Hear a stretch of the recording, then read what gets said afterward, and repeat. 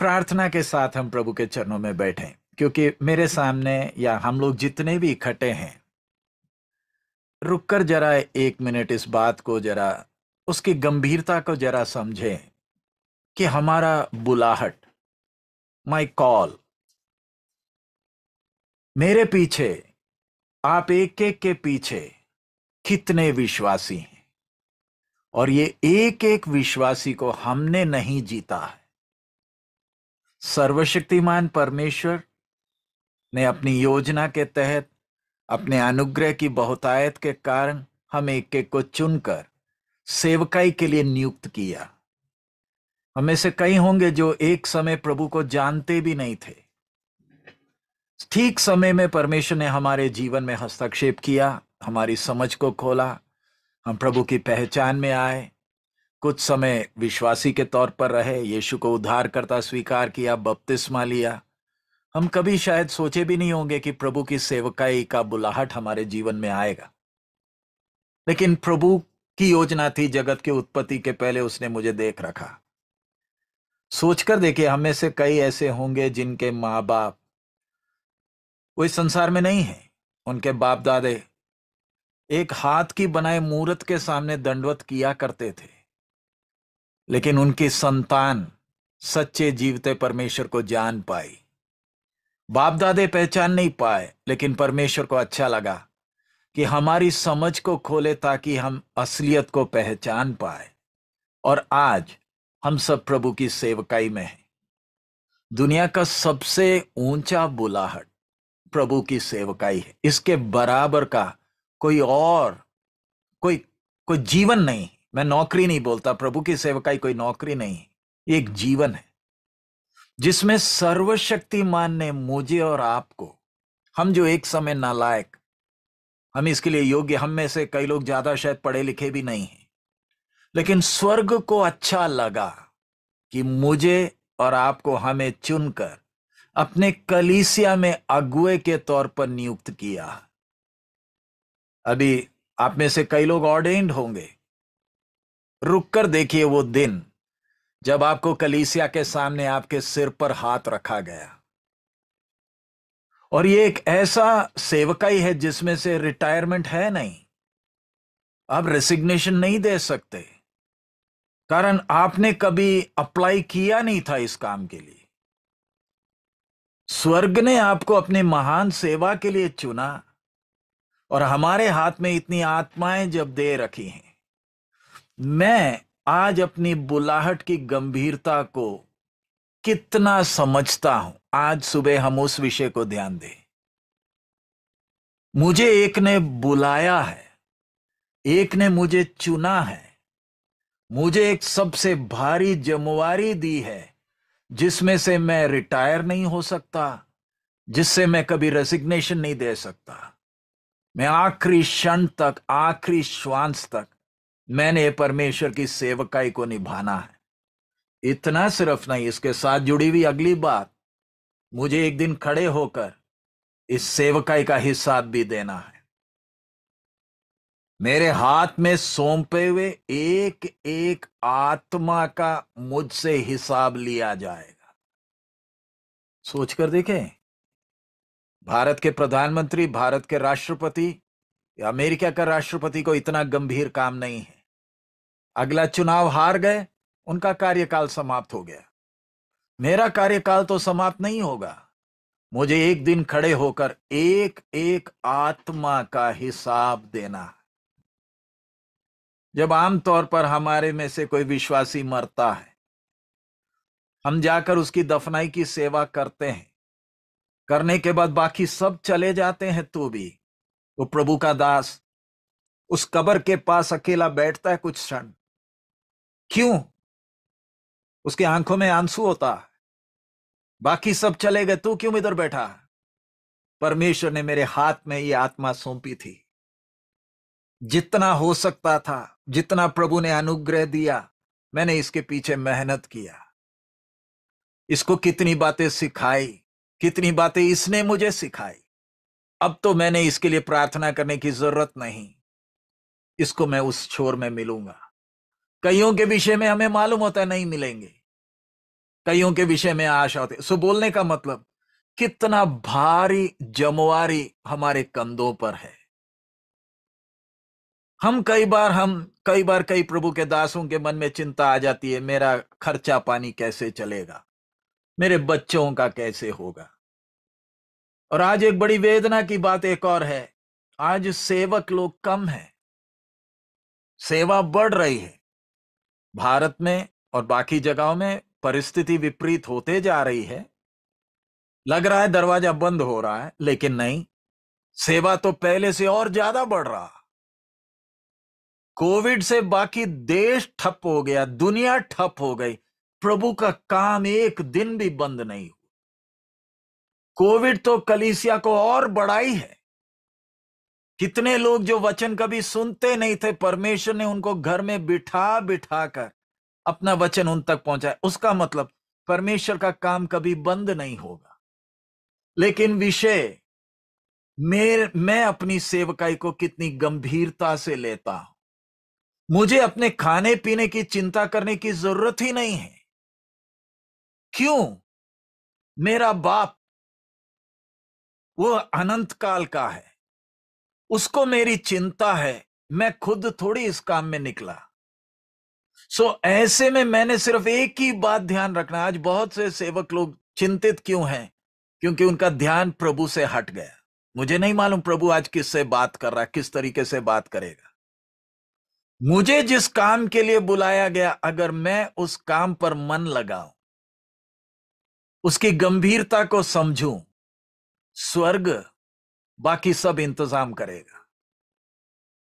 परमेश्वर की सेवकाई में प्रभु कभी कमी होने नहीं देता। लेकिन हां, कई बार हमें कमी लगती है, कई बार हम लोग इधर उधर देखते हैं। कारण मैं अपने काम को जिस सफाई से करना मैं नहीं कर रहा। अगर स्वर्ग मेरी सेवा से प्रसन्न हो गया, आप जरा सोच कर देखें, अगर स्वर्ग मेरी सेवकाई से प्रसन्न हो गया। आप निकाल लीजिए एफेसियों की पत्री 4 अध्याय, उसका 11वां वचन। एफेसियंस चैप्टर 4 वर्स 11। आप सब हिंदी समझते हैं, मैं विश्वास करता। अगर किसी को हिंदी में दिक्कत है तो बता दीजिएगा, इंग्लिश में भी मैं बीच बीच में बोलूंगा। एफेसियंस चैप्टर 4 वर्स 11, आप में से कृपया कोई एक पढ़ दीजिए, हिंदी में पढ़ दीजिए। एफेसी 4 का 11। उसने कुछ को प्रेरित करके नियुक्त करा, और कुछ को भविष्यवक्ता नियुक्त करके, और कुछ को सुसमाचार सुनाने वाले नियुक्त करके, और कुछ को रखवाले और उपदेशक नियुक्त करके दे दिया। इसके साथ साथ आप उसका 10 भी पढ़िए। और जो उतर गया ये वही है जो सारे आकाश से ऊपर चढ़ भी गया कि सब कुछ परिपूर्ण करे। हाँ, इधर लिखा हुआ है ऊपर को चढ़ गया ताकि सब कुछ परिपूर्ण करें। लेकिन इंग्लिश में हम लोग उस विषय को ध्यान देने वक्त, हम सेवक लोगों को परमेश्वर ने अपनी कलीसिया के लिए दान के तौर पर दिया है। उस बात की गंभीरता समझना। हम प्रभु की कलीसिया के लिए आशीष है। मेरा विश्वास है हम जितने भी बैठे प्रभु के दास दासी हैं, हम सब ने प्रभु की आवाज सुना है तभी निकले हैं। अभी उदाहरण, मैं आपके घर आया, कुछ देर के लिए आने वक्त मैं तो जरूर आपके घर आने वक्त कुछ ना कुछ सेब या मिठाई कुछ ना कुछ तो खरीद कर लाऊंगा, हमारे इधर के संस्कार के अनुसार। मैं आया और मैं थोड़ी देर बैठा, आते ही मैंने मिठाई का डब्बा या सेब या जो भी फल फ्रूट थे दिए, और फिर मैं चला गया। और आप मेरे जाने के बाद वो मिठाई का डब्बा खोलकर आप अपने घर वालों के साथ वो मिठाई खा रहे हैं या सेब खा रहे हैं। अगर वो मिठाई खराब निकली या वो सेब खराब निकला, आप मेरे बारे में क्या सोचेंगे? हां, आप सोच सकते हैं पास्टर जी को शायद धोखा हो गया, दुकानदार ने धोखा दे दिया। लेकिन इधर उस बात की गंभीरता समझना, आप और मैं वो सेब हैं जिसे कलीसिया खाती है। मैं और आप वो मिठाई हैं जो कलीसिया खा रही है, और अगर वो मिठाई या वो सेब ठीक नहीं है, कलीसिया यीशु के बारे में क्या सोचती है? रुककर इस बात को जरा सोच कर देखें। कलीसिया मुझे खा रही है, मैं दान हूं, I am a gift for the body of Christ. परमेश्वर को हम किसी की भी जरूरत नहीं है, अपना काम खुद करता है। उदाहरण, आपके सामने बैठे हुए विश्वासी में से कितने होंगे जिनको परमेश्वर खुद हस्तक्षेप कर कर लेकर आपके पास आया? आप उनके पास नहीं गए थे, परमेश्वर लेकर आया। उससे क्या समझ में आ रहा है? हम किसी की भी जरूरत नहीं, परमेश्वर अपना काम खुद करने में सक्षम है। लेकिन स्वर्ग को फिर भी प्रसन्न लगा कि हम लोगों को सेवक के तौर पर नियुक्त करें, प्रचार करने के लिए नहीं। हम बहुत सारे सेवकों का सोच, हम बोलने वक्त मैं आपकी बात नहीं कर रहा, मसीह जगत में सेवकों की बात। हम कई बार सोचते हैं हमें प्रचार करने के लिए खड़ा किया, हमारी प्रचार की जरूरत नहीं है। लोगों के पास बाइबल है, लोगों के अंदर परमेश्वर का आत्मा भी है। हमें खड़ा किया ताकि हम कलीसिया के सामने जी कर दिखाएं कि चलना कैसे है। अगर मैं जी नहीं सकता, अगर मैं इसके अनुसार जी नहीं सकता, तो मैं वो कड़वा सेब हूं या कीड़ा लगा हुआ, इल्ल लगा हुआ वो मिठाई हूं जो प्रभु के नाम के लिए बदनामी का कारण है। और इसमें भय की बात, उसकी सजा हमारे पीढ़ी में चलती है। आज कितने परमेश्वर के दासों के घर में परमेश्वर का सजा चल रहा, और जब सजा चलता है कोई बचा भी नहीं सकता। कारण तेरे को चुना था ताकि तूने कलीसिया के सामने नमूना देना है कि चलना कैसे है। मेरे सामने जब विश्वासी बैठे हैं, ये कौन है? इनको परमेश्वर ने अनंत काल के लिए परमेश्वर के साथ वास करने के लिए चुने हुई प्रजा है। मैं कलीसिया का दास हूं। आपने कभी देखा है, आप, मेरा विश्वास है आप वो विषय की गंभीरता समझते होंगे। हम विश्वासी का पैर धोते हैं, विश्वासी कभी भी एक अभिषिक्त का पैर नहीं धोता है। आप में से कितनों को इसकी बात का एहसास है? हम विश्वासी का पैर धोते हैं। हम सेवक लोग एक दूसरे का पैर धोते हैं, लेकिन कभी भी विश्वासी सेवक का पैर नहीं धोता। क्यों? हम कलीसिया के दास हैं। कलीसिया हमारा दास नहीं है। हम कलीसिया से ऊंचे नहीं हैं, हम कलीसिया के नीचे हैं। मेरे से बड़े हैं जो विश्वासी बैठे हैं। ये कलीसिया प्रभु की दुल्हन है। इनकी सेवा करने के लिए मुझे बुलाया। जैसे प्रभु यीशु मसीह भी, जो सृष्टि का बनाने वाला, तौलिया बांधकर अपने चेलों का पैर धो रहा। उस मन के साथ सेवा करने के लिए प्रभु ने हमें चुना है। और ये आत्माएं प्रभु ने मेरे सामने जो दी, अगर इनमें से एक भी अगर खो गया, मैं स्वर्ग में जाकर मैं हिसाब क्या दूंगा? अब हम में से, जैसे हमने इधर पढ़ा, कईयों को प्रेरित, शायद आप में से जो आज बैठे हैं, शायद आप में से कोई प्रेरित है, प्रेरित का बुलाहट है, कोई पासवान है, चरवाहा है, कोई नबी है, कोई उपदेशक है, कोई प्रचारक है। हम सब कलीसिया के ऑफिसर्स हैं। सो हमें अपना बुलाहट का कितना गंभीरता होना चाहिए, ताकि कलीसिया का जाने का समय आ रहा। अब और कितना समय मिलेगा हमें नहीं मालूम। क्या मेरे जीवन से कलीसिया आशीषित है?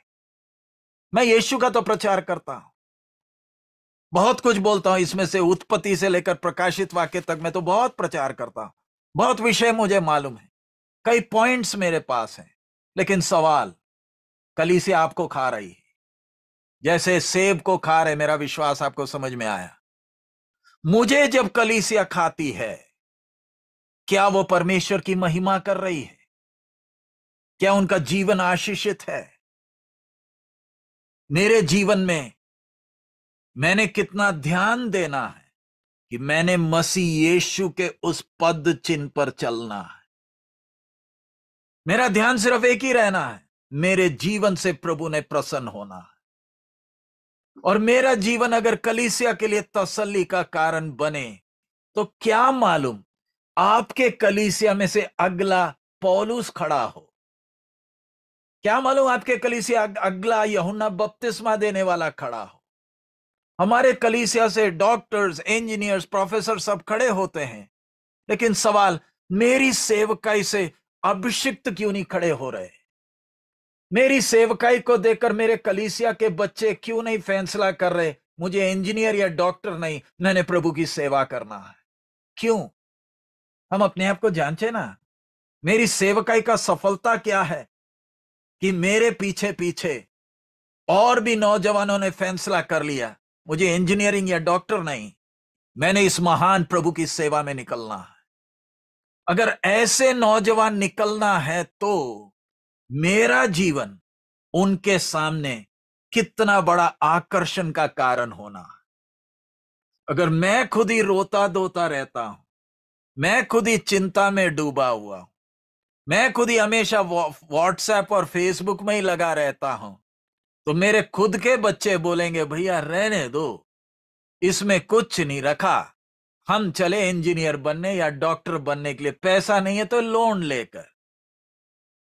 एक विषय आमतौर पर आता है, हमारे साथ भी जब सेवा करने वाले इतने प्रभु के दास लोग हैं, उन सबसे जब मैं बात करता हूं, मैं उनसे आमतौर पर हमारा प्रिंसिपल, क्योंकि मेरा भी प्रभु का अनुग्रह है, प्रभु का अनुग्रह है, हमें घमंड करने के लिए कुछ नहीं। मेरे पिताजी भी सेवा में थे, उनके जाने के बाद हम भी सेवा में, हमारे बच्चे भी उस सेवा में आए, तो कितना बड़ा आशीष है। कई बार प्रभु के दासों से पूछते हम, क्या कारण है आपके बच्चे आपकी सेवकाई को देखकर आकर्षित नहीं हुए? तो कई लोग बोलते शायद प्रभु ने बुलाया नहीं। तो सवाल उठता है, एक इंजीनियर का बेटा अगर नगर निगम में चपरासी बने, कैसे लगेगा? बाप डॉक्टर है, एमबीबीएस है, क्लिनिक है शहर में, लड़का नगर निगम में झाड़ू मारता। वैसे ही है, अगर एक पास्टर का बच्चा इंजीनियर बन जाए, बात उधर ही आती है, तू इतना ऊंचा बुलाहट वाला, तेरा परिवार किधर? क्यों? मेरा विषय, मेरा जीवन, मेरा सेवकाई कितनों को प्रभु की ओर आकर्षित करना, लेकिन वो आकर्षित क्यों नहीं हो रहे? गलती मेरे में किधर है? मैं प्रचार तो बहुत करता हूं, अच्छी अच्छी बातें बोलता हूं, दुनिया मेरा प्रचार नहीं। आपको प्रचार करना नहीं आता, टेंशन मत लीजिए। आपको गाना गाना नहीं आता, टेंशन मत लीजिए। आप अपनी छोटी सी मंडली के सामने नमूना दे दीजिए, चल कर दिखाइए कि प्रभु के साथ चलने में जो आनंद है, प्रभु के ऊपर आसरा करने में जो आनंद है, मेरा बाप मेरे साथ है, कितना धन्य मैं हूं, अनंत काल के लिए मुझे तैयार कर रहा है। ये चीज जब हम कलीसिया के सामने रखते हैं, अपने आप कलीसिया में जो जागृति आती है। आज आप देख रहे हैं मसीह जगत, आज बहुत से विश्वासी कंफ्यूज है, क्योंकि बहुत से व्यापारी निकल चुके हैं जो लोगों को धोखा दे रहे हैं। प्रभु के पीछे आओगे तो आशीष मिलेगी, आशीष मिलेगी। खुलेआम उन्होंने अपना बाजार लगा रखा है, कितनी भीड़ उनके पीछे जा रही है, आकर्षित हो रही है। क्या मैं लोगों के सामने सही वचन दे रहा हूं, या मैं इसमें भी गोलमोल कर रहा हूं? चेतावनी है, पढ़ लीजिए 1 कोरिन्थी 3 अध्याय, उसका 10 से पढ़ रहे हैं। 1 कोरिन्थी 3 का 10 से पढ़िएगा, कोई एक पढ़िए। परमेश्वर के उस अनुग्रह के अनुसार जो मुझे दिया गया, मैंने बुद्धिमान राजमिस्त्री के समान नींव डाली, और दूसरा उस पर रदा रखता है, परंतु हर एक मनुष्य चौकस रहे कि वह उस पर कैसा रद्दा रखता है। इधर पौलुस कह रहा है प्रभु के आत्मा का प्रेरणा के द्वारा, मैंने एक अच्छे राजमिस्त्री के समान नींव डाली है। यानी जब प्रभु मेरे सामने एक विश्वासी को लेकर आया, किसके लिए? कुछ प्रचार सुनाने के लिए नहीं। हमारा काम भारत के प्रधानमंत्री राष्ट्रपति से भी गंभीर क्यों है? मैंने उस व्यक्ति के जीवन को बनाना है। वो अपना जीवन बर्बाद कर चुका था, शराब में, नशे में या कैसे भी बर्बाद था। अब जब प्रभु लाया, मैंने उसको वचन के अनुसार उसके जीवन को बनाना है, बुनियाद डालना है, वचन के अनुसार उसके जीवन को ढालना है, उसकी सोच को बदलना है, उसके पूरे व्यक्तित्व ने बदलना है। उसने अब मसीह की तरह सोचना है, क्योंकि अनंत काल इसने प्रभु के साथ राज्य करना है। जरा सोचकर देखे कितना भारी काम और कितना मुश्किल काम है। इतना मुश्किल काम के लिए प्रभु ने हमें चुना। इसलिए अक्सर मैं लोगों को सेवा में निकलने के लिए प्रोत्साहित नहीं करता। हमारे इधर भोपाल में ट्रेनिंग सेंटर है, कई सालों से चल रहा है, 25-26 साल हो गए। हमारे इधर स्टूडेंट्स जब ट्रेनिंग के लिए आते हैं, मैं तो साफ साफ बताता, हम तो पूरा प्रयास करेंगे तेरे को निराश करने के लिए। हम हौसला नहीं देते। कारण, एक सेवक को हौसला नहीं दिया जाता। अच्छी तरह इस बात को समझना, शायद आपको कड़क लगेगा, लेकिन असलियत है। विश्वासी को हौसला दिया जाता, एक सेवक को हौसला कभी नहीं दिया जाता, क्योंकि मटेरियल अलग है। ये विश्वासी लकड़ी है तो सेवक लोहा है। आमतौर पर कई बार विश्वासी सेवक कभी बीमार हो जाते हैं, मेरे पास जब विषय आता है मैं फोन करता हूं, तो मैं उनसे यही बोलता हूं, गड्ढा खोदने के लिए भेज दें आदमियों को, डब्बा के लिए लोगों को बोल दें। क्यों? तू एक सेवक है, तू एक अभिषिक्त है, तेरा स्टैंडर्ड विश्वासी से कितना ऊंचा है। अगर तेरे को हौसला देने की हमारी नौबत आ गई तो फिर कलीसिया का क्या हाल होगा? एक सेवक वो होता है जिसने प्रभु को चखा है, जानता है मेरा प्रभु अच्छा है, मेरा प्रभु भला है, तभी वो जाकर दूसरों के बीमारी के बिस्तरे में खड़े होकर उनको तसल्ली दे पाता है। अगर हम ही टूटने लग गए, अगर हम ही डामाडोल होने लग गए, तो कलीसिया का हालत क्या होगा? सो इधर आती है बात, इतना भारी काम। हम सेवकों के ट्रेनिंग में इतना कड़क क्यों हो जाते हैं? बुलाहट है, बुलाहट वाला तो खड़ा हो जाएगा। आज हम 3 प्रकार के सेवक देखते हैं। मसीह जगत परेशान है उसके कारण। एक तो जो खुद सेवक बन गए, खुद बन गए, विश्वासी थे, पेंशन मिला, कुछ मिला तो अब खुद बन गए। नंबर 2, जिनको हमने ठोक ठाक कर बनाया है। जब उसको नौकरी नहीं मिली, वो कहीं आवारा घूम रहा था, हमने बोला शायद प्रभु की सेवा तेरे लिए प्रभु ने रखी थी, तू आ जा। ऐसे कईयों को हमने बनाया। और तीसरे हैं जो आवाज सुनकर निकले हैं, जिनको स्पष्ट है मैंने आवाज सुना है, मुझे एक ने बुलाया है। जिनको हमने खड़े किए, जो खुद खड़े हुए, उनसे तो दुनिया परेशान है, कलीसिया के लिए बोझ बना है। मैंने अपने आप को जांच कर देखना है। हम भी जब सेवकों से बात होती है, जब आमतौर पर ऑर्डिनेशन की सेवकाई होती है, ऑर्डिनेशन के पहले उस व्यक्ति विशेष के साथ बात होता है, उसके पत्नी के साथ बात होता है, उसके बच्चों के साथ बात होता है, फिर कलीसिया से अनुमति लिया जाता है, तब जाकर सिर में हाथ रखा जाता है, क्योंकि आप परमेश्वर के सामने शपथ खा रहे हैं। हम में से बहुतों का ऑर्डिनेशन हुआ, क्या आपको एहसास है? आपने वचन को हाथ में पकड़कर शपथ खाया। अब आप मुकरोगे, स्वर्ग बख्शेगा नहीं। इस्राएल ने परमेश्वर के साथ वाचा बांधा, गाल लाल कर दिए, क्योंकि वाचा बांधा। वैसे हम, अगर हमारा ऑर्डिनेशन हुआ, आपके सिर पर हाथ रखा गया, सेवकाई सौंपी गई है, प्रभु हमें मदद करे उसकी गंभीरता समझने में। हमने चुना नहीं, स्वर्ग को प्रसन्न लगा। तो जब मैंने ये गंभीरता, इस बात को जब समझा है, जिसको प्रभु ने बुलाया, उसने ध्यान देना, मेरे सामने जो व्यक्ति आया इसके जीवन को बनाना है। उसके लिए हम वचन सिखाते हैं, हम प्रार्थना करते हैं, हम ताड़ना देते हैं, हम प्रोत्साहित करते हैं, एक दोस्त की तरह उसके साथ रहते हैं। आजकल कई कलीसियाओं में एक दिक्कत क्या है, विश्वासी एक कलीसिया छोड़कर दूसरे में चले जाती है। अब मुझे नहीं मालूम आप लोगों में होता है नहीं होता। विश्वासी आपको छोड़कर बगल वाले में जाकर बैठ गया, तो फिर पास्टरों के बीच में लड़ाई झगड़ा कि मेरे विश्वासी को उधर क्यों लिया। तो सवाल हम उस पास्टर से पूछते, तेरा बच्चा तेरा घर छोड़कर भागा क्यों, बता तो सही। तेरा बच्चा है या तूने कहीं और से उठाया था? आज हम देखिए बहुत कलीसियाओं में क्या अगली दिक्कत है, खुद के बच्चे हैं नहीं, सोतेले हैं।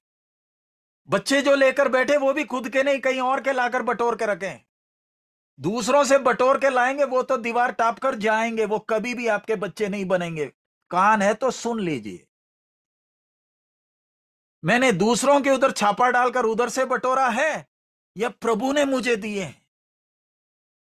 अब प्रभु मेरे हाथ में जब आत्मा सौंपता है, मेरा उसके साथ एक संबंध है। डंडा लेकर मारूंगा तो भी जाएगा नहीं। एक मां अपने बच्चे को क्या क्या नहीं कहावत सुनाती है, क्या क्या नहीं बोलती है, लेकिन बच्चा घर छोड़कर क्यों नहीं जाता? कुछ भी हो जाए, मेरे मां को मारने का भी हक है, लेकिन मेरी मां है। वैसा एक संबंध एक पास्टर, एक सेवक और उस विश्वासी के साथ है। ये प्रभु मेरे जीवन में लाया, मैंने इसको बनाना है, इसको सिखाना है, इसको हौसला देना है, प्रभु के सामने मुझे हिसाब देना है। ऐसे में आप और मैं जरा सोच कर देखें, ऐसे एक संबंध में आते तो सेवकाई में जो आनंद होता है, जो खुशी होती है, जो संबंध बनता है, और प्रभु का अनुग्रह का कभी कमी नहीं होता। मैं और आप सही तरीके से परमेश्वर की सेवा में लगे रहें। अगर एलिया को केरीत में कौए के द्वारा खाना खिला सकता है, तो मेरा पालन पोषण करने के लिए परमेश्वर को डाकिए का भी जरूरत नहीं है। बुलाया है तो चलाएगा भी, क्योंकि ये मेरा धंधा नहीं, ये स्वर्ग का काम है। कई बार लोग हमसे भी पूछते हैं, मेरे से ही बोलते हैं, आप अपनी सेवकाई की जरूरत दूसरों को क्यों नहीं बोलते? प्यारे अजीज, मेरा यही कहना है, जिस दिन मेरा बाप मर जाएगा मैं बता दूंगा। फिलहाल मेरा बाप तो मरेगा नहीं। मैंने अपने बाप की गरिमा बनाए रखनी है।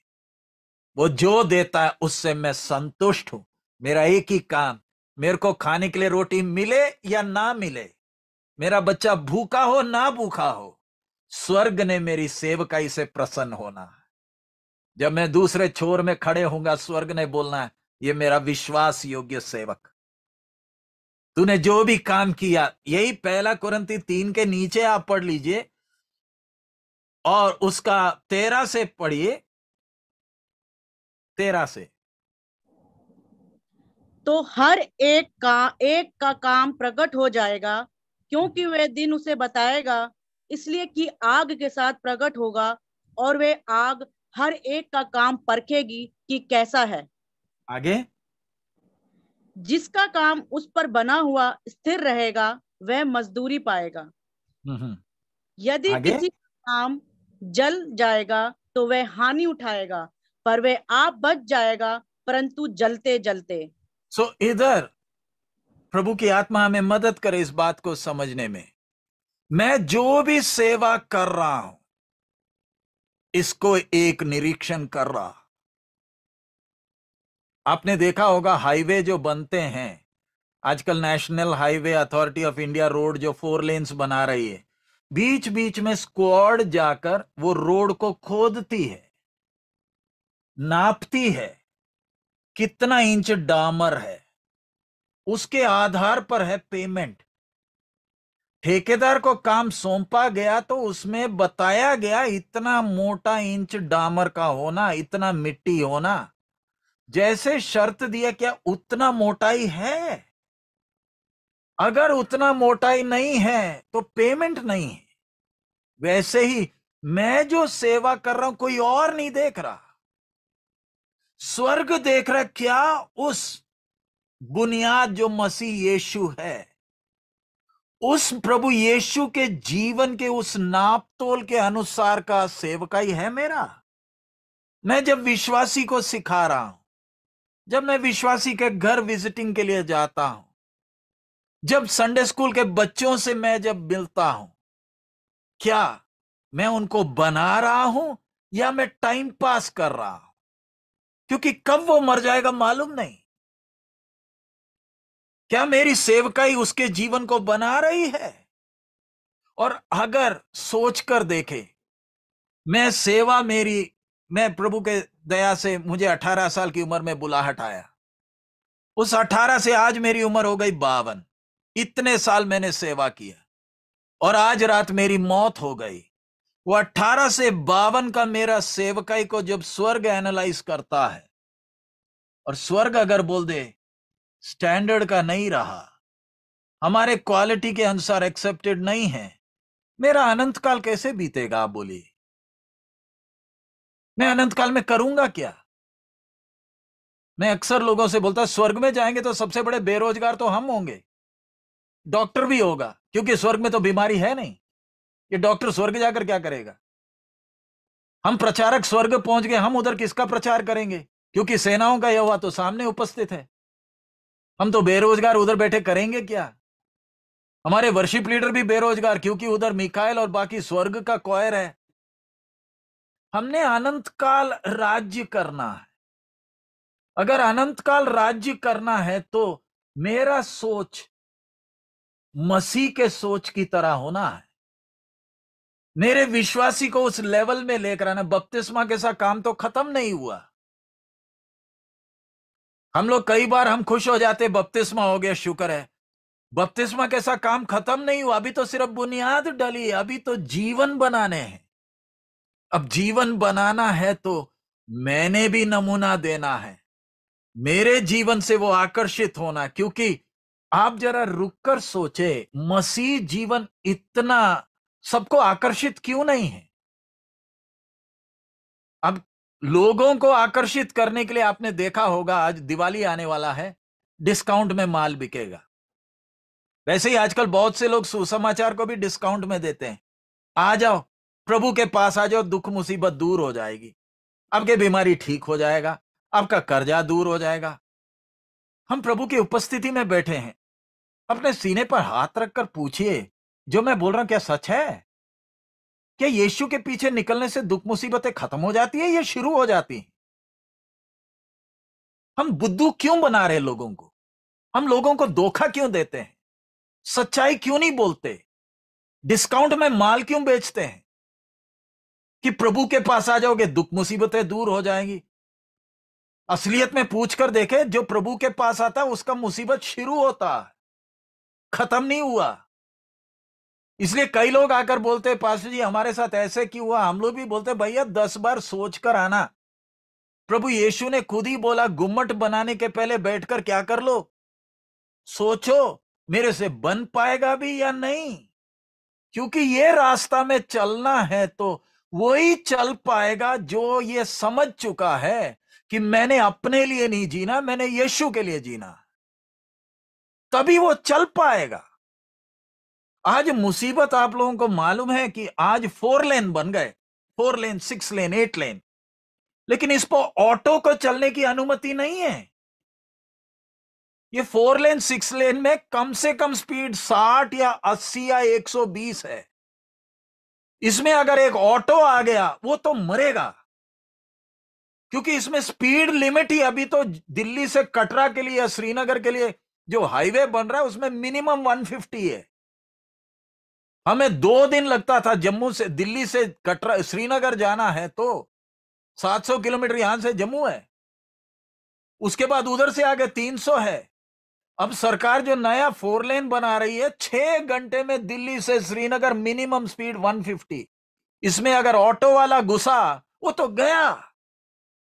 वैसे ये मसीह जीवन संकट के समय है, इस रास्ते में वही चल पाएगा जिसको मालूम है कि मेरे लिए एक मरा है, अब मुझे चिंता करने की जरूरत नहीं, अब मैंने उसके लिए जीना है।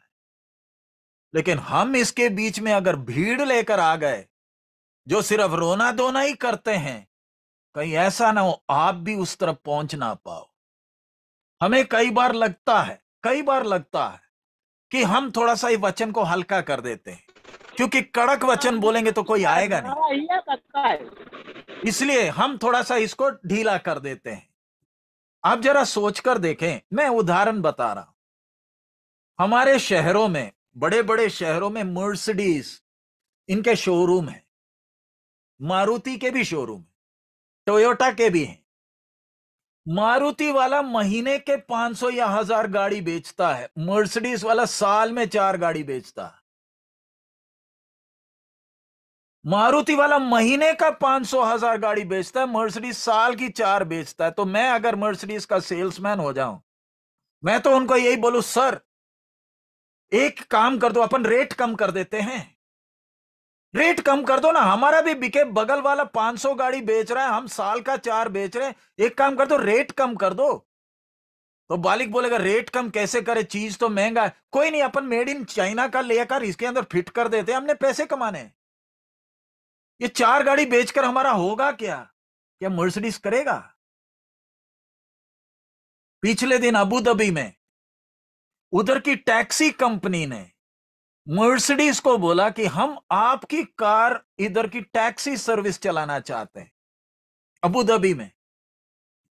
मालूम है मर्सिडीज कंपनी क्या बोली? हमारी कार टैक्सी सर्विस के लिए नहीं है, हम उसके लिए नहीं बनाते, हमारा कार का एक स्टैंडर्ड है। वैसे ही मसीह जीवन इसका ऊंचा स्टैंडर्ड है, कृपया कर कर इसकी गरिमा को नीचे मत करें। दुनिया जब अपनी इच्छा के लिए जीती है, हम इस रास्ते में इसलिए आए हैं, जिएंगे तो उसके लिए जिएंगे जो हमारे लिए मरा है। अगर उस सोच से कलीसिया को तैयार करना है तो प्रभु का आत्मा का मदद चाहिए, नहीं तो नहीं हो पाएगा। नहीं है तो होगा क्या? विश्वासी आकर बैठ जाते हैं। आजकल बहुत से पास्टरों के साथ ये मुसीबत है। पास्टर बेचारा उपवास लेकर बैठा शुक्रवार को, हालेलुया हालेलुया। क्यों? वो प्रभु उसको नौकरी मिल जाए, उसका बच्चा ठीक हो जाए, उसको एडमिशन मिल जाए, इसको विदेश में जाए, बस यही रह गया। और वो विश्वासी किधर है? उसको प्रार्थना के लिए भी टाइम नहीं है। वो बोलता पादरी साहब आप हो ना, आपके पास हमने विषय बता दिया, आप उपवास ले लो, प्रार्थना कर लो, हम चंदा दे रहे हैं आपको। तो हम बीच में बाबे की तरह बैठे हैं। प्रभु तू समस्या का हल कर दे, कैसे न कैसे ठीक हो जाए। विश्वासी ठीक, जब मुसीबत होती है तो सबसे आगे बैठा होता है, और जब उसकी समस्या ठीक हो गई वो सबसे पीछे बैठा होता है। जब उसके पास गाड़ी नहीं थी, प्रार्थना में टाइम पर आता था। अब जब प्रभु ने गाड़ी दे दी तो मीटिंग के बाद पहुंचता है। हम सब सामना करते हैं ना। ये सब क्यों हो रहा है? हमने खुद स्टैंडर्ड नीचे किया, हमने खुद वो गरिमा को नीचे की है। अभी उदाहरण, मैं अपनी प्रशंसा नहीं कर रहा, मैं उदाहरण बता रहा। मैं भोपाल में सेवा कर रहा हूं, प्रभु की दया इतने साल हो गए, 26-27 साल। विश्वासियों को सिखाते हैं प्रभु के चरणों में आना है तो समय के पहले आइए। 9 बजे आराधना है, उसके पहले आइए। आप स्टेशन जाते हो पहले जाते हो, हवाई अड्डे जाते हो पहले जाते हो, ऑफिस जाते हो पहले जाते हो, आराधना में आते पहले आओ। बोल बोलकर ऊक गए, सुधरने का नाम नहीं लेते। तो आखिरी में फैसला किया 9 बजे गेट बंद हो जाएगा। मेरे इधर प्रार्थना भवन में ठीक 9 बजे गेट कुंडा लग जाता। कई बार आधी कलीसिया बाहर रहती। मैं बोलता जय मसीह की घर जाइए, बोल बोलकर कान पक गए। आपने अनंत काल के लिए तैयार होना है। समय की अगर आपको पाबंदी हम नहीं सिखाएंगे तो कौन सिखाएगा? बोलने का मतलब इतना आसान नहीं है। तब आप बोलेंगे नहीं पास्टर जी ये तो आपने अन्याय किया। बिल्कुल ठीक है, आपको अन्याय लग रहा है, लेकिन अगर मैं फिर भी दरवाजा खोलकर रख दूं तो कई तो सिर्फ आशीर्वाद बोलने के लिए आएंगे। और फिर जब समस्या पड़ जाएगी, जब नौकरी चले गई, जब बीमार हो गए, आधा से ज्यादा समय तो मेरा बर्बाद करेंगे। पास्टर जी दुआ करो, पास्टर जी दुआ करो।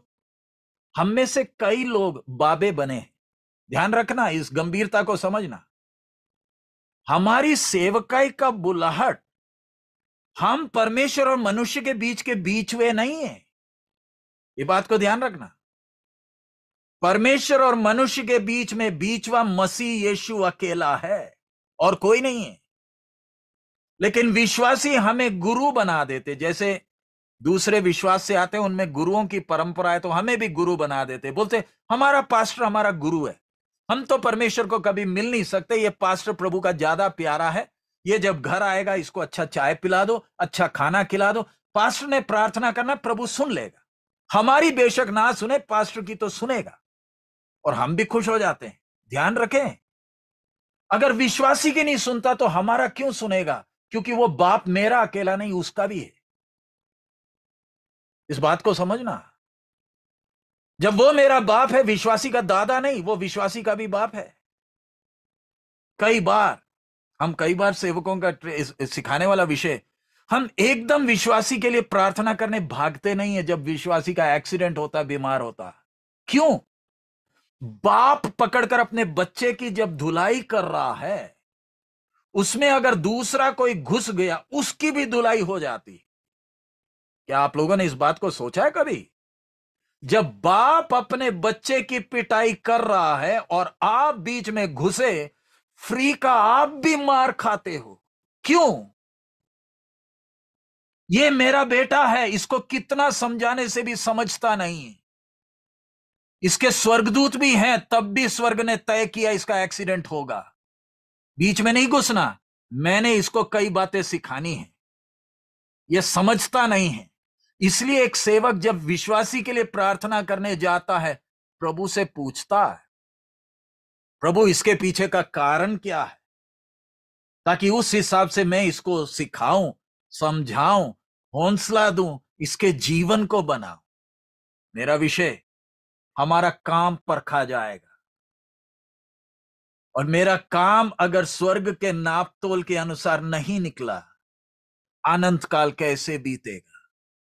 आज प्रभु हमें मौका दे रहा है, जूम में हम बैठे। पहले आप लोगों का जब कॉन्फ्रेंसेस होता था, कितना पैसा खर्च होता था, उसकी तुलना में आज प्रभु ने इतना इंतजाम कर दिया। आप सबको ट्रेन में चढ़कर कहीं जाने की जरूरत नहीं, आप अपने घर में बैठे। मैं भोपाल में बैठा।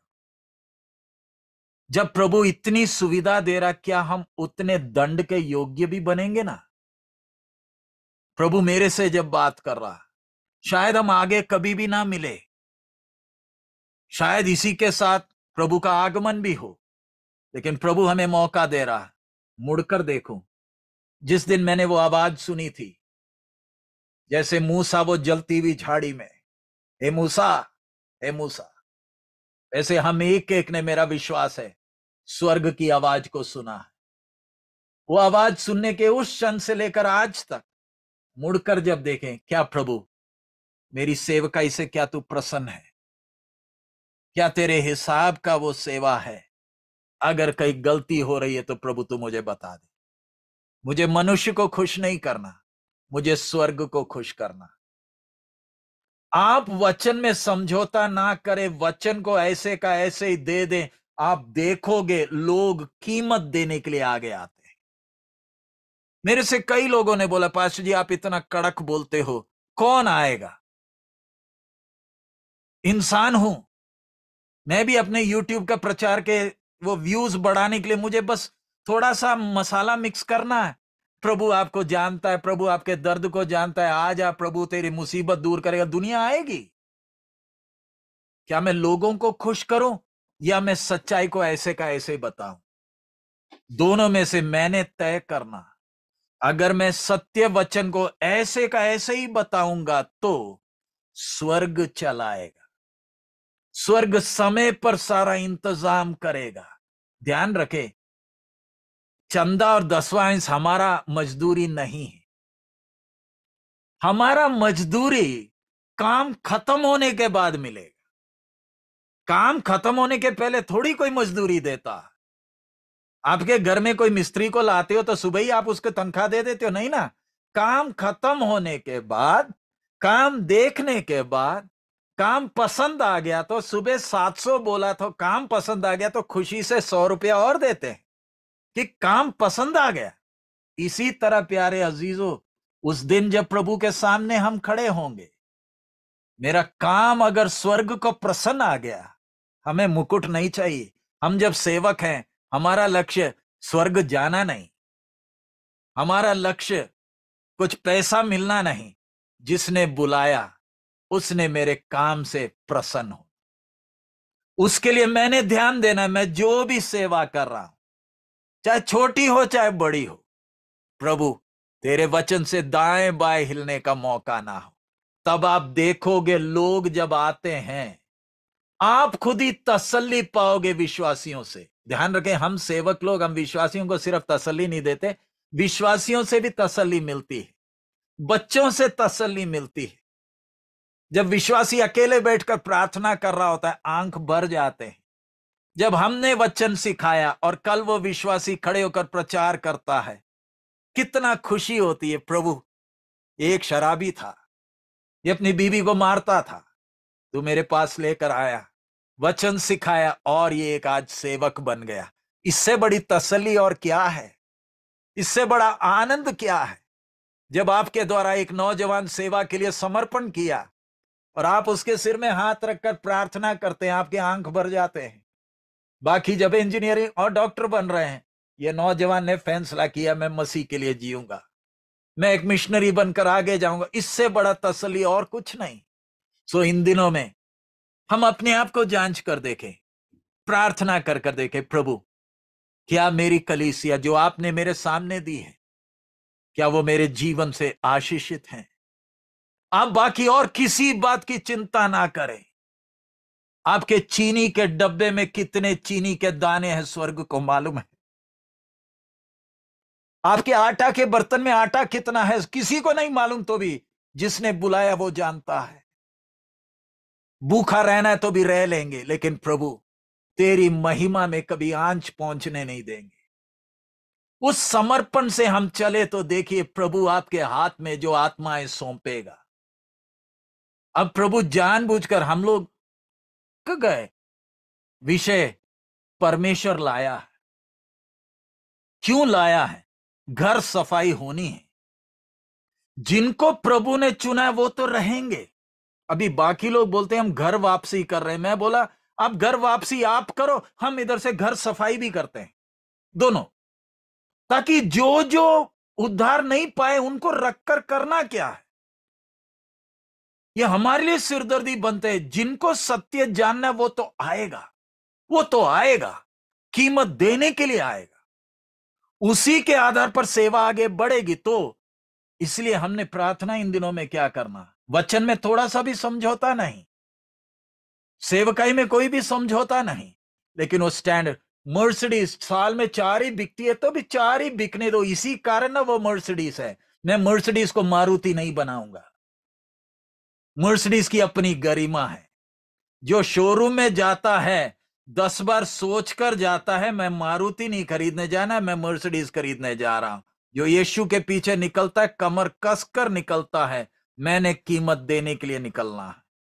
नहीं है तो आजकल होता क्या है, बहुत सारे तो निकल पड़े, प्रभु के पास आ जाओ चंगाई मिलेगी। जब चंगाई नहीं मिलती, एक सच में आपसे पूछता, हम सेवक लोग हैं, हम सबके लिए प्रार्थना करते हैं, लेकिन प्रभु सबको ठीक तो नहीं करता, सच है ना? हम तो चाहते प्रभु सबको ठीक करे, लेकिन कई जब ठीक नहीं होते तो हम उधर से खिसक जाते हैं, क्योंकि हमारे पास कोई जवाब नहीं। और फिर हम अपनी जान कैसे बचाते हैं? तेरा विश्वास नहीं है इसलिए तू ठीक नहीं हुआ। वचन कहता है जो विश्वास करेगा वो हाथ रखेगा। जो बीमार है उसको विश्वास हो या ना हो, जिसको विश्वास है वो हाथ रखता है। लेकिन वो अगर ठीक ना हो तो हम बिल्कुल प्लेट पलट देते। हमने तो जान बचानी, हम बोलती तेरा विश्वास नहीं था इसलिए तेरे पर ये आ गया, हम किसके? प्यारे अजीजों, हम वचन को तोड़ मरोड़ ना करें, कलीसिया के सामने नमूना दे। हमारा प्रभु आ रहा, दूल्हा आ रहा, दुल्हन जाने के लिए तैयार होने के दिन है। इन दिनों में अभी हम प्रार्थना करने जा रहे हैं, हम अपने आप को जांचें, प्रभु क्या तू मेरे जीवन से प्रसन्न है? मेरी सेवकाई की गंभीरता, संडे के दिन ये विश्वासी मेरे सामने जब बैठते हैं, इसमें बच्चे भी हैं, नौजवान हैं, बुजुर्ग भी हैं, इनमें से कौन कब मर जाएगा मालूम। हमें इनका पैसा नहीं, प्रभु इनका जीवन आपके लिए प्रसन्नदायक हो। इनमें से प्रभु क्या मालूम कैसे अभिषिक्तों को तैयार करेगा। आइए हम अपने सिरों को झुकाएं, आंखों को बंद करें, थोड़ी देर अपने आप को जांच कर देखें। मेरी सेवकाई, पौलुस कहता है, एक अच्छे राज मिस्त्री की तरह मैंने नींव डाली है। मेरे कलीसिया के बच्चे आजकल के फैशन के पीछे क्यों भाग रहे हैं? गलती किधर हो रही? मेरे में कोई कमी है क्या? मेरे प्रचार में कोई कमी है? मेरे व्यवहार में कोई कमी है? प्रभु तू मुझे बता दे। प्रभु, कलीसिया में 10 विश्वासी हैं तो भी प्रभु इनमें से एक भी खोने ना पाए, एक भी खोने ना पाए। तूने मुझे अपने महान सेवा के लिए चुन लिया प्रभु। हम लोग जब प्रार्थना कर रहे हैं, मुड़कर उस दिन को याद करें जिस दिन आपने पहली बार उस आवाज को सुना और आपने फैसला किया कि मैं प्रभु की सेवा करूंगा। उस दिन से लेकर आज तक स्वर्ग ने हमें कैसे चलाया। हमने परमेश्वर के मोज से या सामर्थ के काम अपनी सेवकाई में देखा है। हम एक एक ने देखा है। मेरा नजर स्वर्ग की ओर है। एलिया के पास जब वो कौवा सुबह आता है, उस सुबह का खाना लाकर दिया। क्या सिखा रहा है एलिया को? स्वर्ग को तेरी चिंता है। शाम के लिए रोटी बचाकर मत रख, ये तेरे लिए अभी का है, शाम को फिर आएगा। वैसे ही हमारे जीवनों में हम एक एक ने परमेश्वर के सामर्थ के काम देखे हैं। पैसे का विषय अकेला नहीं, बीमार चंगे हुए हैं। सबसे बड़ा मोजसा एक पापी प्रभु की ओर आया, जो एक सामने पत्थर के सामने रोया करता था, जो एक समय दारू में टुन था, आज वो प्रभु की महिमा कर रहा है, प्रभु की स्तुति कर रहा है। इससे बड़ा आश्चर्य काम और कौन सा? बीमार चंगा हो जाए तो भी एक दिन मर जाएगा, लेकिन जब एक पापी प्रभु की ओर आता है, उससे बड़ा मोजसा, उससे बड़ा आश्चर्य काम और कुछ नहीं। अब ये वापस पाप में नहीं, ये अनंत काल के लिए तैयार हो रहा है। ये जो गाना गाता है, जो मां की गाली, बहन की गाली निकालता था, आज गा रहा है प्रभु का धन्यवाद करूंगा। ये कैसे हुआ? प्रभु ने किया। प्रभु ने अभी तक चलाया तो आगे भी चलाएगा। प्यारे अजीजों, हम अपने कामों को ध्यान दें, उस गरिमा को नीचे ना करें। हमेशा ध्यान रखें, मैं अभिषिक्त हूं, मेरे सिर पर हाथ रखा है, मैंने वायदा किया है, मैंने शपथ खाई है कि जैसे प्रधान चरवाहा अपने भेड़ों के लिए अपना जान दिया, वैसे ही मैं भी मेरे हाथों में सौंपा हुआ से विश्वासियों के लिए अगर जरूरत पड़े तो मैं भी जान दे दूंगा। जब हम ये बोल रहे थे, हमारे सिर पर हाथ रखा हुआ था, अभिषिक्तों ने हाथ रखा था। अब कोई रिटायरमेंट नहीं, अब कोई पेंशन नहीं, अब कोई रेसिग्नेशन नहीं, आखिरी श्वास तक मैंने सेवा निभाना है। प्रभु, उसके लिए हम एक एक को मदद करें। शुरू में पढ़ा हुआ वही आयत, प्रभु ने हमें अपने कलीसिया के लिए दान के तौर पर दिया है। जो भी हमें खाता है, प्रभु की महिमा करने पाए। वाह, क्या अच्छा सेब! पास्टर को कहां से मिला, किधर दुकान से लाया? वैसे ही विश्वासी जब सेवक को देखते हैं, बोलते हैं, वाह प्रभु, तेरे दास के लिए धन्यवाद। आपने हमारे लिए जो अगुआ दिया, हम कितने आशीषित हैं, क्योंकि वो हमारे प्राणों के लिए जागता है। और वो आखिरी क्षण जब हम परमेश्वर के सामने खड़े होंगे, मेरे विश्वास योग्य दास, इससे बढ़कर और क्या सुनना चाहते हैं? आइए इन वचनों के द्वारा प्रभु आप सबको बहुत आयत में आशीष दे। आप हमारे लिए भी प्रार्थना करें ताकि हम भी आखिरी क्षण तक वफादारी से सेवा को निभाएं। प्रभु आप सब